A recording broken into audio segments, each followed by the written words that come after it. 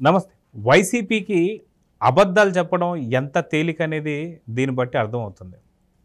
ఎప్పుడైతే జగన్మోహన్ రెడ్డి 2019లో ఉన్న 23 సీట్లలో 4 లాగేసుకుంటే ప్రతిపక్ష హోదా పోతుంది అని చెప్పేసి అని, ఇప్పుడు 10% ఖచ్చితంగా ఉండాల్సిన అవసరం లేదు, రాజ్యాంగంలో ఎక్కడ రాసి లేదు అని చెప్పేసి అన్నటువంటి జగన్ మాటలు కావచ్చు.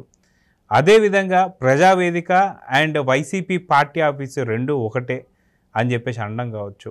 ఇప్పుడు 2024లో టీడీపీ హయాంలోకి వచ్చిన తర్వాత అనుమతి లేనటువంటి యొక్క భవనాలు ఏవైతే వైసీపీకి సంబంధించి ఉన్నాయో అవి కూల్చడం అయితే మొదలుపెట్టింది. ఇప్పుడు ఋషికొండను కూడా కూల్చబోతున్నారా, ఏం జరుగుతుంది ఇక్కడ అనేది దాంతో ఈ విషయంపైన మనతో చర్చిస్తానికి సీనియర్ జర్నలిస్ట్ దుర్గా కుమార్ గారు ఉన్నారు. వారిని అడిగి తెలుసుకుందాం. సార్ నమస్తే. నమస్కారం జగన్ గారు, మన వీక్షకులు కూడా నమస్కారం. సార్, వైసీపీ ప్రభుత్వంలోకి వచ్చిన తర్వాత వెంటనే ఏదైతే ఒకసారి మీటింగ్ పెట్టి ఆ మీటింగ్ అయిపోయిన తక్షణమే ఆదేశాలు ఇచ్చి మరి అక్కడ లోపల ఉన్న ఫర్నిచర్ కానీ ఏసీలు కానీ ఏది కూడా పొల్లు బయట తీయకుండా కూల్చేయమని చెప్పి ఆదేశాలు ఇచ్చాడు. అయితే వైసీపీకి సంబంధించిన పార్టీ ఆఫీసులు ఏదైతే ఉన్నాయో అనుమతులు లేకుండా చాలా చోట్ల కట్టారు. అవి కూల్చడం అయితే నోటీసులు ఇచ్చి మరి కూలుస్తున్నారు ఇప్పుడు ఉన్నటువంటి ప్రభుత్వం. ఇక్కడ ప్రజావేదిక వైసీపీ పార్టీ ఆఫీసులు రెండు ఒకే విధంగా చూడాలా? ఇప్పుడు వీళ్ళు చెప్తున్న మాటల్లో అబద్ధాలు అనుకోవాలా, నిజం అనుకోవాలి? దీన్ని ఎలా చూడాలంటే ఇప్పుడు రెండు ఉండవల్లిలో ఉన్నమాట వాస్తవం, అది అంతవరకే కామన్ పాయింట్ ఉంది. కానీ ప్రజావేదిక అనేది ప్రభుత్వ నిధులతో కట్టడం అది. రెండోది ప్రభుత్వ కార్యకలాపాలు లేకపోతే ప్రజలతో ఏర్పాటు చేసిన సమావేశాలు కానీ ఏవైనా కానీ ప్రభుత్వానికి సంబంధించిన ప్రజలకు సంబంధించిన కార్యక్రమాల కోసం అందరికీ ఈ పార్టీ ఆ పార్టీ అని ఏం లేదు, ఇన్ జనరల్గా వాడుకోవటానికి అధికారికంగా వాడుకునేది. ఇప్పుడు మొన్న వైఎస్ఆర్సీపీది కేవలం వాళ్ళ పార్టీకి సంబంధించిందే, స్థలం వాళ్ళది కాదు, అది ప్రభుత్వాన్ని. ప్రభుత్వాన్ని వీళ్ళు కట్టింది 2 ఎకరాలని చెబుతున్నా కూడా దాదాపు 9 ఎకరాల్లో 10 ఎకరాల్లో ఉందంట. అది మొత్తం కబ్జా చేయాలనే ఉద్దేశం మీద ఉన్నారనేది తెలుస్తుంది. అది చాలా ఖరీదైన భూమి. రెండోది వాళ్ళు కనుక అనుమతి ఇచ్చిన తర్వాత కూడా కనుక అధికారులు వెళ్ళి, ఇది సిఆర్డిఏ అధికారులు మంగళగిరి మున్సిపల్ అధికారులు వెళ్ళి కూలిస్తే అవన్నీ వీడియోలు కూడా ఉన్నాయి. వాళ్ళు కోర్టుకు వెళ్ళి ఆ డబ్బుని అధికారుల దగ్గర నుంచి రికవర్ చేసుకునే అవకాశం ఉంది పూర్తిగా.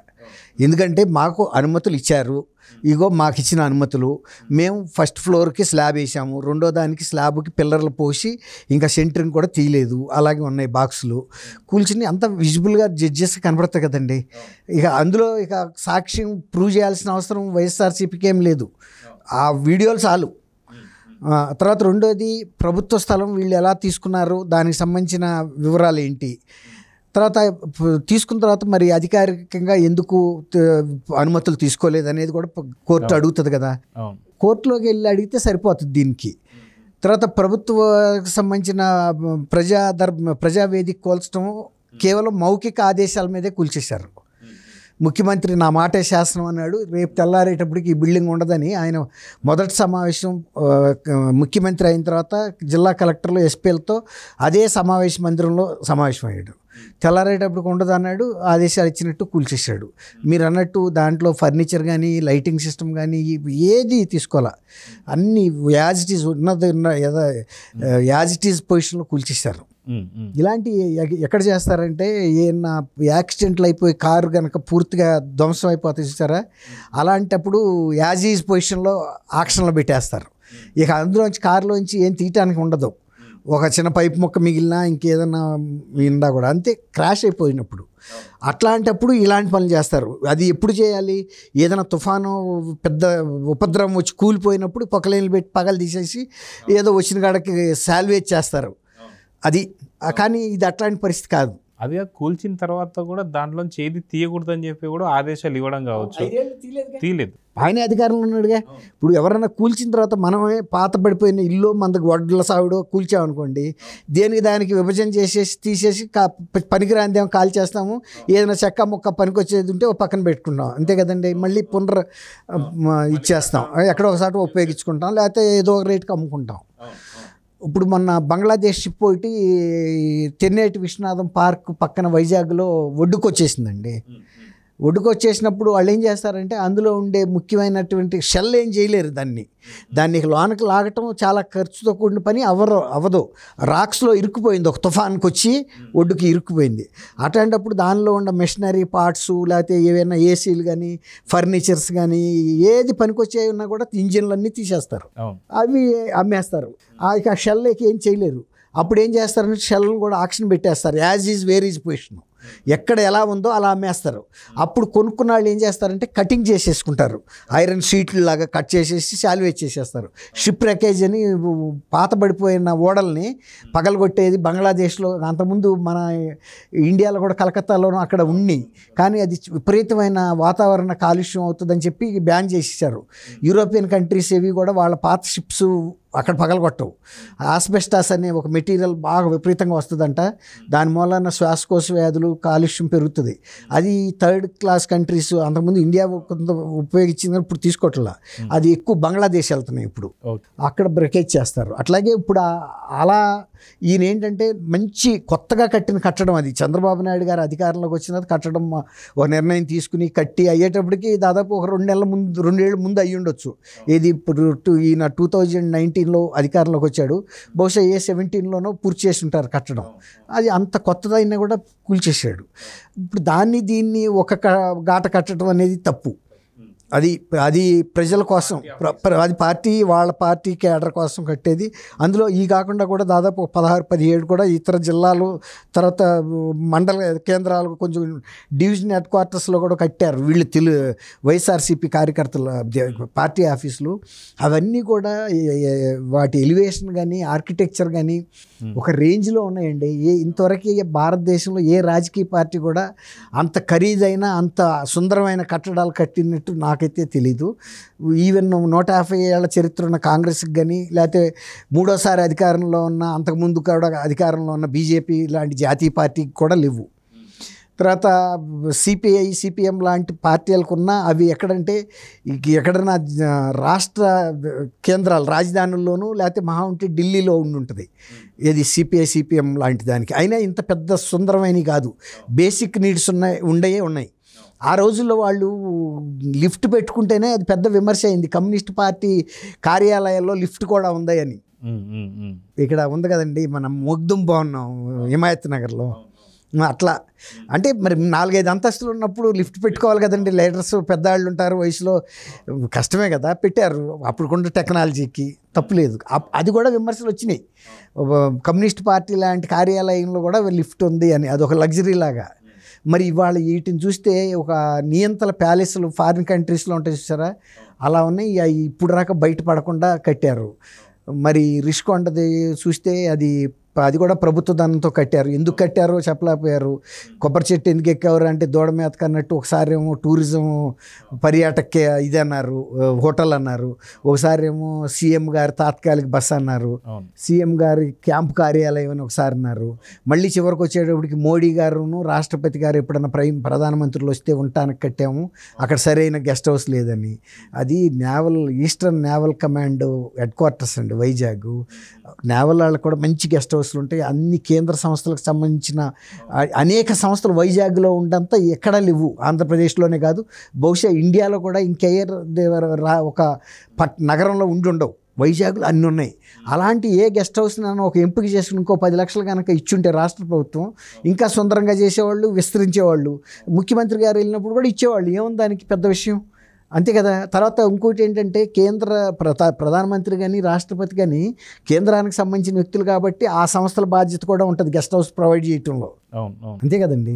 ఇంకా అంత నిజంగానే వీళ్ళన్నంత దరిద్రంగా అక్కడ గెస్ట్ హౌస్లు ఉంటే అవసరమైతే నేవల్ కమాండ్ వాళ్ళు షిప్ అంటే వార్షిప్లో కూడా వాళ్ళకి బస్సు ఏర్పాటు చేయగలరు. అందులో రూమ్స్ ఉంటాయి, అవునా కదా. ఎంత భద్రత ఉంటుంది అక్కడ. కాబట్టి వీళ్ళు చెబుతున్నది అది కాదండి. మాజీ ముఖ్యమంత్రి గారు అక్కడ వెళ్ళి ఉండాలనుకున్నాడు. అందుకే వాళ్ళ ఆడపడుచులను పంపించి రోజాని వీళ్ళందరినీ వెళ్ళి గృహప్రవేశం కూడా చేసి వచ్చారు. అంటే సెంటిమెంట్. ఒక పక్కన ఆయన నేను క్రిస్టియన్ అని చెబుతాడు, మళ్ళీ ఇక్కడికి వచ్చేటప్పటికి మళ్ళీ హిందూ సాంప్రదాయాల్లో ఇంట్లో 2 కోట్లు పెట్టి టీటీడీకి సెట్ వేయిస్తాడు, మళ్ళీ 2 రోజు పీక్ అవతల పారేస్తాడు. చెబుతున్నా, ఏదన్నా తీర్థం ఇచ్చినా ప్రసాదం ఇచ్చినా తీసుకోడు, టిష్యూ పేపర్స్లో పడేస్తాడు. ఈ ప్రజల్ని ఎందుకండి వంచిస్తాడు? నువ్వు ఎవడన్నా క్రిస్టియన్ అయితే ఎవడన్నా కాదన్నాడా? నిన్ను ఎవడు తీసుకోమన్నాడు ఆ ప్రసాదం? నిన్ను ఎవడు పూజలు చేయమన్నాడు? అయితే ఇక్కడ ఋషికొండ మీద కట్టినటువంటి కట్టడాలు కావచ్చు, అది ఓన్లీ కట్టడానికే 500 పైన ఏదైతే అయినటువంటి కోట్లు ఏదైతే ఉందో, పూర్తి ఏదైతే ల్యాండ్ కావచ్చు అక్కడ పూర్తి చూసుకుంటే దగ్గర 2000 కోట్లకు సంబంధించిందని చెప్పి అర్థమవుతుంది. ఇలాంటి సిచ్యువేషన్లో ఇప్పుడు ఋషికొండని ప్యాలెస్ని కూడా కూల్చబోతున్నారనేటువంటి వార్తలు అయితే వస్తున్నాయి. దాంట్లో ఎంతవరకు నిజం ఉంది? ఎందుకంటే ఇప్పుడు అంబటి రాంబాబు ఇప్పుడే ప్రెస్ మీట్ పెట్టి మొత్తుకుంటున్నాడు. దీని గురించి మీరు ఏం చెప్తారు? అంటే నాకేమనిపిస్తుంది అంటే, వీళ్ళని తెలుగుదేశం వాళ్ళని తప్పుదోవ పట్టించడానికి రెచ్చగొట్టి కూల్పించి, మేము కూల్చాము మీరు కూల్చారు, మేము అదే తరహా మనుషులు, రాక్షసులు మీరు రాక్షసులే కదా అన్న భావన కల్పించడానికి చేస్తున్నట్టుందండి. నేను అనుకోవటం చంద్రబాబు నాయుడు గారు ప్రజాధనంతో కట్టిన ఆ బిల్డింగుల్ని మౌఖిక ఆదేశాలు ఇచ్చి కూల్చేస్తాడని అయితే నేనైతే అనుకోనండి. ఆయనకి అంత విఘ్నత లేని పని అయితే చేస్తాడని నేను అనుకోను. అయితే అన్నిటికి కూడా ప్రభుత్వం సంబంధించి వ్యతిరేకంగా వచ్చేటువంటి ఒక భవనాలు ఏదైతే నిర్మాణం జరిగాయో వాటికి నోటీసులు ఇచ్చిన తర్వాత అక్కడి నుంచి సరైనటువంటి ఒక చట్టపరమైనటువంటి చర్యలు తీసుకుంటారు. మీరు అన్నట్టు మౌఖిక ఆదేశాల మీద అయితే తీసుకోరండి. కూల్చినట్టు జగన్, ఇట్లయితే మౌఖిక ఆదేశాలు అయితే ఎక్కడ 24 గంటల్లో కోల్చమని అయితే, ఇప్పటికీ ఆయన పదవి ప్రమాణ స్వీకారం చేసి ఎన్ని రోజులు అయిందండి? 15 రోజులు అన్న అవుతుంది కదా, అయింది కదా. ఇప్పుడు అయితే అంత ఆవేశంగా కూల్చేదైతే ఈ పార్టీకి కూల్చేయాలిగా. ఆయన చర్చిస్తున్నాడు, ప్రజల ముందు పెడుతున్నాడు, ఇంకా దానికి సంబంధించిన శ్వేతపత్రమే ముందు బయటకు రాలా. శ్వేతపత్రం ఇచ్చిన తర్వాత ప్రజలు ఏం నిర్ణయిస్తారో, ప్రజలు జగన్మోహన్ రెడ్డి గారిని ఎలా అర్థం చేసుకుంటారో చూడాలి. అయితే ఇక్కడ ఒక విషయం చెప్పాలండి, ఈవీఎస్ శర్మ గారిని అక్కడ ఒక కేంద్ర ఐఏఎస్కి సంబంధించిన విశ్రాంత అధికారి ఉన్నారు. ఆయన గతంలో సమ్రు ఇంధన శాఖల సెక్రటరీగా చేశారు, క్యాబినెట్ సెక్రటరీగా. ఆయన అనేక శాఖలకి కేంద్ర ప్రభుత్వంలో కార్యదర్శిగా చేశారు, పర్యావరణానికి కూడా చేసినట్లు నాకు గుర్తు. ఆయన పర్యావరణం మీద విపరీతమైన ఉద్యమం చేస్తున్నారు అన్ని ఇష్యూస్ మీద. ఆయన దీన్ని కూల్చమని అయితే కోరుతున్నాడు. ఎందుకంటే ఇది గ్రీన్ ట్రిబ్యునల్ ఆదేశాలకి, సుప్రీంకోర్టు ఆదేశాలకి అన్నిటికీ వ్యతిరేకంగా ఉంది. ఆల్రెడీ వీటి మీద కమిటీ చేశారు, పర్యావరణానికి చాలా ముప్పుగా ఉందని. ఆయన కూల్చమని అన్నప్పటికీ కూడా కట్టిన తర్వాత, ఇప్పుడు కూల్చిన తర్వాత మళ్ళీ యథాపూర్వ స్థితి తేలేరు కదండి. దాన్ని గ్రావెల్ పోసి ఏమన్నా సెటప్ చేయగలరా? దాన్ని తవ్వేశారు. ఇప్పుడు నా ముఖాన్ని కనుక ఇట్లా చెక్కేశారు అనుకోండి, మళ్ళీ తిరిగి నా ముఖాన్ని పునర్నిర్మాణం చేయగలరా? చెక్కటం ఈజీ, ఒక కత్తి పెట్టి కొడితే తెగి కింద పడిపోతుంది. కానీ పునర్నిర్మాణం చేయటం కష్టం. ఇప్పుడు అది కూడా సేమ్. అది పర్యావరణానికి జరగాల్సిన నష్టం జరిగిపోయింది, ప్రజల భావోద్వేగాలకు సంబంధించిన నష్టం కూడా జరిగింది. ఎట్లా అంటే అది ఒక ఆత్మగౌరవ ప్రకృతి ఇచ్చిన వరం ఋషికొండ అనేది. అది ఒక గేట్వే లాగా ఉంది ఉత్తరాంధ్రకి. తర్వాత ఇది విశాఖపట్నం నగరానికి ఒక ఆభరణం. ఇక్కడ ఉస్మాన్ సాగర్ ఎట్లాగో అక్కడ అది ఒక బండగు ఇదన్నమాట గుర్తు. అది మరి దెబ్బతిన్న తర్వాత ఆయన అడుగుతున్నాడు కోల్చమని, కానీ ప్రభుత్వం ఒక నిర్ణయానికి రాలేదు కదా. అప్పుడు ఆయన పర్యావరణవేత్తగా ఆయన కోల్చమని అడగటం తప్పులేదు. ప్రభుత్వంగా ఇంత పెట్టుబడి పెట్టి, ఇంత ఖర్చు పెట్టి నష్టం జరిగిన తర్వాత ఇప్పుడు దాన్ని అట్ట కోల్చడానికి కూడా బోల్డ్ డబ్బులు అవుతాయి. ఆ రోజు ప్రజావేదిక కోల్చడానికి కూడా డబ్బులు ఖర్చు అయినాయి.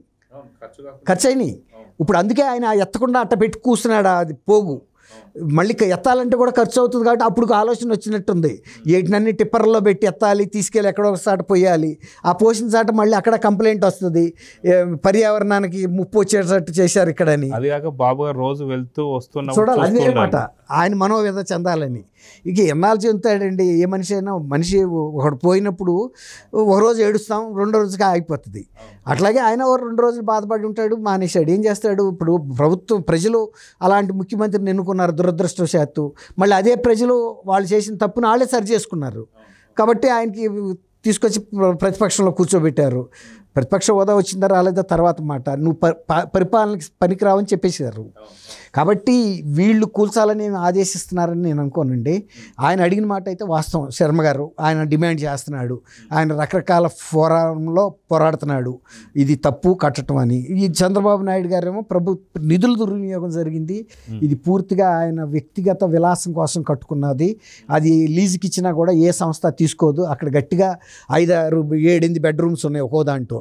దాన్ని నిర్వహించాలంటే ఎంత ఖర్చు, అంత ఖర్చుతో ఈ 5-6 బెడ్రూములు తప్ప దేనికి పనికిరావు అయ్యి.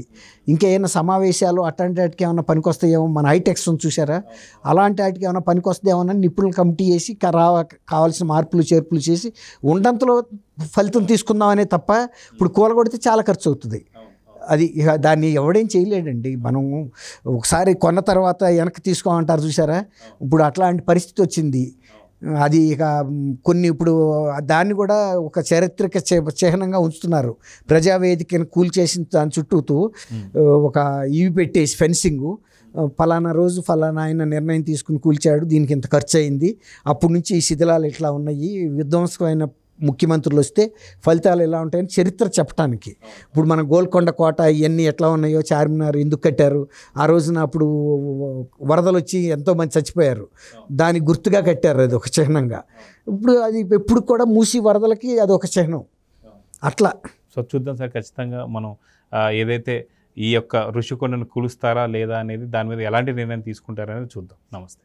నమస్కారం జగన్ గారు, మన వీక్షకులు.